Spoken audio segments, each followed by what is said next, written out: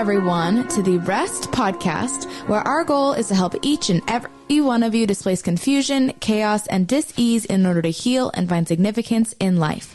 I am your host, Natalie Roberts, and I am here with the author of the Reconstitution Method for Healing and R.E.S.T, Virginia Dixon.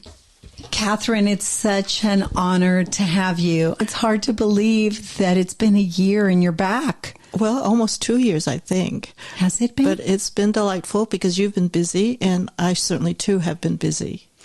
Well, for those of you that are not familiar with Katherine Dang, she is a scholar and an academic. You bring so much context to the political discourse because obviously you're a historian, a scholar of primary sources, and you've written volumes on history.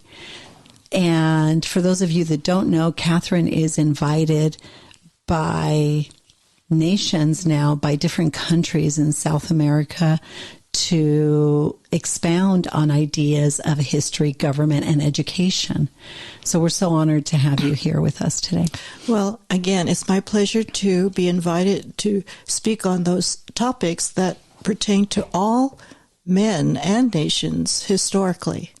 Well, I think what's compelling about every conversation I have with you, and I hope our listening audience recognizes your name now and says, I got to listen to this, it's Katherine. But this concept of the political discourse can make people crazy and want to disengage, bury their head in the sand. I don't want to hear it. But if they understood the principles that govern, the governmental principles that are instrumental in understanding and explaining what's happening politically, right? Which we're not going to get into that today. But explaining what's happened throughout history, all of a sudden, it's like, wait a second, what are we doing? Mm-hmm. There is so much that I can easily access and understand and change the trajectory, not just of my life, but of my relationships and of my spheres of influence. And the transformation that can bring about and facilitate in our nation is unbelievable, actually. Well, again, I would differentiate between political and governmental. And this is where we go awry or astray in every nation of the past and present. And history records the things that we need to avoid if we're going to thrive or exist and not lose our nations, and things and principles that engage and sustain our nations. And all the nations of past and present need to know principles of good government. So let's get really kind of practical here. When I think of world history, certainly I think of the beginning of recorded time, and we get into all the biblical narratives of men and nation civilizations and the narrative of how they documented that God worked in the lives of men in those nations. But for all practical purposes, let's start with the so-called greats of history, the great civilizations as they're referred to, that really swallow up territory that belongs not to them, but to their neighbors. And historically, they began to expand themselves over other nations and enslave other nations. The great ones that we know of are Egypt, Assyria, Babylon, Persia, Greece, and Rome. And they expanded themselves from the smallest of territories or empires into where we had wide range imperial power of all nations under Rome. And so what is that? It's built on the life of slaves and the liberty of a few. And this is against the laws of what I refer to as nature, that innate inborn realization that men are made to be free and not slaves. The one who created us, the Creator, has given us the natural liberty of not to be imposed, but government by consent. And as I mentioned, politics is about advancing power, scheming, ambition for power. Government is about advancing liberty, and the political expression of that is... Government is about protecting liberty. Okay. Protecting the idea that men can be governed according to their conscience, according to self-evident truth in every human heart. We are bound by our common humanity. And that's why we have invitations from leaders in other countries about how to keep their nations free. Now so there's an uprise, and there's a great demand for you now in South America, for example. The demand comes from, please help us educate ourselves so that we can sustain our nations and not slip into the character and practice of slavery or slaves. Okay, this is so exciting because I want our listening audience to know that we have so much to celebrate this 4th of July. This tension and the confusion, chaos, and disease that we're seeing among governments and the political expression of the confusion, chaos, and disease that's taking place among governments, let's talk about our own backyard, is crazy. However, we do have a constitution that protects these tenets, and we're watching in a very real drama this tension, if you will, this conflict play out. But we are a nation of laws. Well, there's good law and there's bad law. The point is that there are nations, our South American neighbors, for example, that are calling on people like you that are scholars and academics in these concepts of government and education and history that are saying, can you come and teach us? And by the way, you just spoke to like 600 pastors and businessmen and educators because they're concerned, as is much of our demographic, much of our population here in America, about what do we do with the mess we're all in? Well, the mess comes from the idea of, shall we say, being ignorant of those principles I referred to as the purpose of government. And government is designed with the purpose of protecting life and liberty and all that we produce from our lives for ourselves and for, again, our own needs, as well as those of our neighbors. So I refer again to the idea that America is a political miracle. After Why? 6,000 years of tyranny and despotism, we found and discover that unless men are free, their nations cannot be free. Liberty came out of the gospel of the historic Christ that we know appeared and changed the direction of history by changing the individual. A real change, not external reform or laws, but change his own way of governing himself. Well, I always say that's when a new world order was ushered in, is at that point in history, because all the Egyptians, the Assyrians, the Babylonians, the Greek, the Romans, they'd exhausted all of their resources. And in the fullness of time, this person walks, 30-year-old guy, right, walks on the world stage and says, wait, no, this is who I am, this is where I've been. And if you look back in history, I fulfill that. So even the history of liberty is amazing. Well, yes, exactly. And we're thinking about the idea of man's fall. Historically, we can witness the idea of a fall or decline in our nature. And when I think about man falling, what did he fall from? And again, Revelation teaches us that we fell from our original condition, which was uncorrupted, which was untouched by evil. But because of our tendency as men to choose, to decide, then there was a choice made that infected all of humanity. And the loving God sent us a deliverer from that bondage to corruption.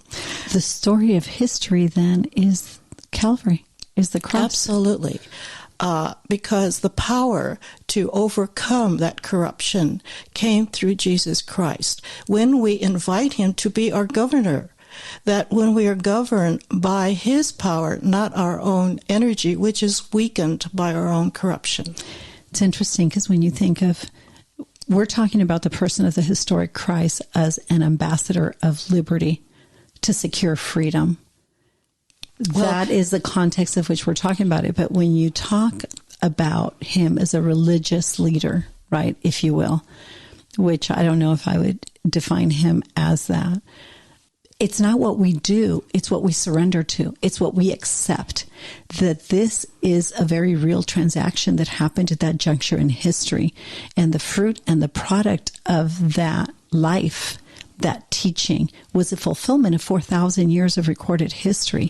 And what he unleashed in time was a force field, power, and authority that people can access to self-govern. He restored something. That sacrifice restored something. It's a mystery.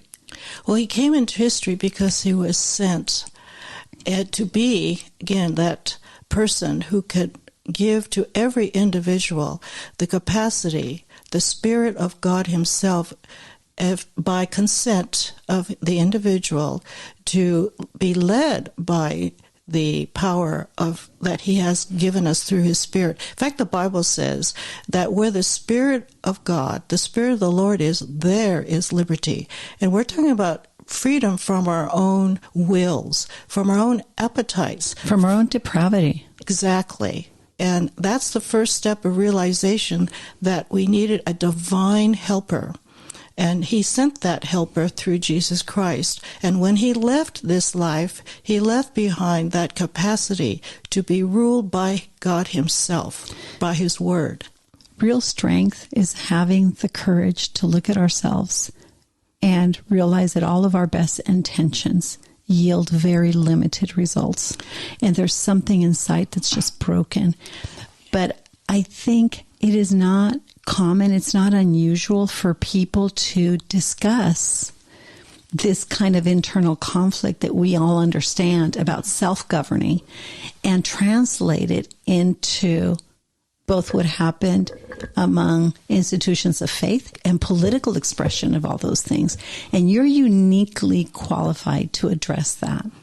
Well, as a student and reader of history of over 50 years and a teacher of such, I realize that there is the reality and corroborative evidence that mankind on his own energy cannot free himself from the wounds, from the harm done from those of the past and the ones that are even committing today. And when I think of nations today, I think of my invitations to teach these principles and how to again, open themselves up to real change, not only of their nation, but first beginning with themselves. To be educated in those divine laws of nature, of how to preserve and sustain their own personal lives, as well as the net life of their own nation. They realize they're in trouble. They realize that they're at the end of their rope, just as Rome came to the end of its rope. And there was a rescue, and it began in the hearts of men to turn that said no more. Yeah, no more. But they were ready to receive. And I'm finding out that across the world, because we are one humanity, there's that one desire and cry, not just for help, but for deliverance from the, well, as you would say, and very truly, confusion, chaos, and disease. It's upon us. It's not just national, it's global. And the political body is suffering because, as you say, the body keeps score. Well, our national bodies are keeping score. And the destruction and the violence and the cruelty and all the horrors. The idolatry, the self-centeredness, the I need, I want, I deserve all of it. Yeah. Multiply. That the answer is in the foundation of that nation to be rebuilt upon first the home. The family is the foundation of all nations. And we address that. We address the idea of how to educate the next generation from the home into all other institutions. Every social worker today, secular or otherwise, will always tell you the home is where all of the problems begin. And the wonderful story is the home is where solutions are found, where they begin. It's we just still the most powerful source of influence, right? Well, not only that, it's meant to be. It was Right. designed to be. The one who created us knows how to sustain our families in life. That's marriage and family and children are his ideas. If you're listening to us today and you are deeply concerned about the state of affairs, what's happening in America, and if your families are hemorrhaging, your marriages are wounded, your relationship with your children is severed, we just want to encourage you today that as you step into this place of rest and reconcile the conflict that you have within yourself, the fruit of that in the lives, in your spheres of influence, beginning with your own health, your own well-being, your intimate relationships that with your spouse, your children, or your parents is just transformative. And it is all rooted on these principles that we certainly communicate and teach in our 6-week course. We're designed for liberty. Yes. We're designed for it. We went awry. We went astray, out of ignorance, out of, shall we say, even the shelter of innocence. So now we have a way back to what we were meant to be as human beings, and not to live with the diseases that are physical, but first because they are within ourselves, our spirit. Our spirits are killing the human spirit to live, to even will to live anymore. We're bleeding. Our hearts are hemorrhaging, as you would say, from brokenness. And if we're going to deal with the mental health issue, understanding these principles, it's not mainstream thinking, but I'm telling you, it is the most transformative approach that we can access for very little resources and bring about change in our homes, in our relationships, and in our nation. Well, the problem is spiritual first, and people are coming to that idea, but they're seeking areas that really are not primary. And I want to challenge you. Well, they're going to the wrong sources for, shall we say, correction. And I submit to you as an individual, you need to seek your own and be responsible for your own health, and to go to the book of life and on your own, not depending on someone to tell you. You must reason for your own selves as to what is true and how do I find it and who will guide me into it. Help me reason. And I submit to you that what Virginia and R.E.S.T proposes is the first important step. In what way? Because you meet truth as an individual. You mean we meet them where they're at specifically? Exactly. And when I'm invited, I go where the regular people are. I don't go to the top. I go to where the problems begin, in the home, in the school, in the heart and of individuals, not just facts and information, but things that are pertaining to all of life and living, not just to have worldly success. What is it Jesus said? What profit us if we gain the whole world and lose our own souls? And that's the part that goes on. The Bible tells us the Bible is weary and worn and tired and weakened over years, but the soul has a life of its own. What has surprised you? What have you encountered speaking throughout all these other nations, and specifically and centralized right now in South America of all things? What's the number one thing that has surprised? What has surprised you the most? That we're all the same, in a sense, that we long for and have within ourselves the same eternal desires for, again, life, to live as we're meant to live. Mm-hmm. And the sorrow, the grief, the brokenness, the divorces, the abuses, the abandonment is universal. And there is a universal cure. It's spiritual, and you don't find it in medicine. You don't find it in physical cure. And I think you have to come to that realization that we all need, again, divine help. You said something that shocked me, but I heard the tone of what you told me in an interview, a recent interview of a correspondent, a news correspondent, or a politician, I think, in one South American country. And they said, we have many forms of socialism in this country. There's over 40 forms of socialism. You said to me, they're all steeped in socialism. They're all buried in socialism, but they don't know it. And that's where part of their paralysis comes from. But there's still life because they're looking for you. So they're looking for freedom. What does that mean? Well, we say our worst enemy is our ignorance, and we're untaught. And so our education has to deal with the inward part as well as the outward part, and how they are one and the same, in the sense they're connected. So they need to hear the history of God working in history, that God loves the world, and the world being the people of the world, and He has a message, He has truth that they can apply and use. And be free. And be free and to be governed without being in bondage to others. How does the corruption of governments and how does the political corruption play into that? Well, political corruption comes in when the people are not self-governed. They're not governing the governors. And this is the miracle of America, is the people govern the rulers.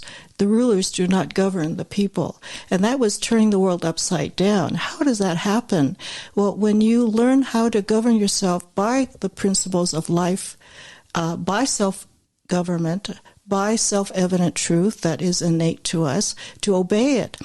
You know, what is bondage? It's what Paul says, that which I love, I don't do. That which I hate is what I do. Now, that's bondage. And I'm enslaved by that. That's right. We have no power over the things we should not do. I always say the exception is, it's interesting because we're both immigrants, right? You from Asia, me from South America. And your family specifically, they escaped the Mao regime. Well, not only escaped, they came to the United States before it ever started. And but months, right? Years. Yeah, about a year or so, yes. And it's, again, I believe there's a providence that works that gives us liberty, whether physical or political, but mainly because God has a plan to invite you to Him. He invites you. Well, the point is that's why I think so many people want to come to America. The exceptionalism that is America are these ideas that are secured by a constitution. And that protects the liberty of the people to institute a government to protect their well-being. But you see, the founders of our nation knew the scriptures, and they found the purpose of government being just that. They did not invent the idea. They found the idea as they researched, as they read the scriptures, the book of life, the book of government, the book of economics, the book of education. And that which is what? Is the scriptures, the Bible. Is that how ultimately the Constitution was? Exactly. You say that there's nothing about the Bible in the Constitution. All the ideas in the Constitution are directly from the scriptures. And so when we're educated in that way concerning all things, the truth and principles of life and living in every area, then we are governed by that, and there is minimal external control that displaces tyranny. The only answer to slavery is, again, truth. The truth makes the people free to be governed without the bondage of men. Relational. It protects itself. Yeah. I can see it. Relational, emotional, and spiritual truth are instrumental to begin the pilgrimage of understanding how to immediately begin to self-govern and how to displace the confusion, chaos, and dis-ease that perhaps is paralyzing you or is afflicting your family and your spheres of influence. But I do believe that advancing these principles and communicating these ideas becomes instrumental in healing not just the hemorrhaging heart of our nation, but evidently by the fact they're inviting you to speak, our neighbors, our South American neighbors. And again, this is by design. I believe North and South America are really physically connected and meant to be connected to advance liberty. I don't know any place in the world where, shall we say, the scriptures are as freely understood as in North and South America. I realize that. And they're ready, their soil, their hearts are warm and tender and receptive. To me, that's an indication of the hand of God in our nations to be friends. It's a fulfillment of the design, geographic design, political design, and our friends are our neighbors, the Latin Americans and Canada. Yep, we have several people in Canada, and when I went on that medical mission trip to Peru, there was a segment of time where there was a lot of preparation before we got started and opened the clinic, and I decided to literally speak and address people who couldn't even write or read. But when I communicated these principles, these universal principles, meaning we all share them and they're self-evident and they speak to our natural affection as human beings, it was an amazing thing to see they were hanging on my every word. And the question was, can you come back and teach us? They're hungry. They're starving.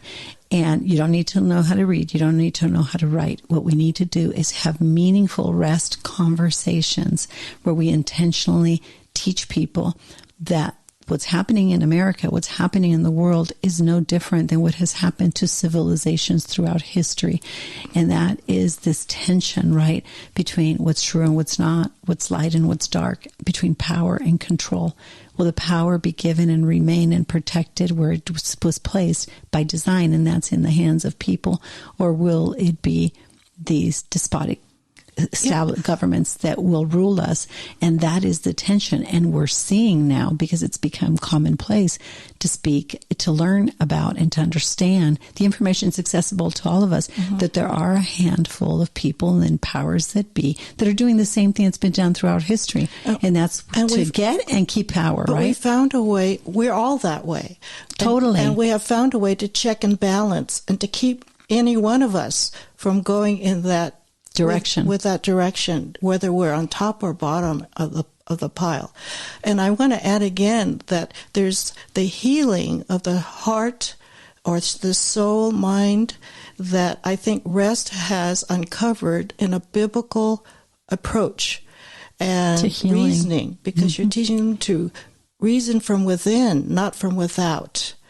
And because God made them able to do that, we're all gifted with those powers that we have not used or taught to use.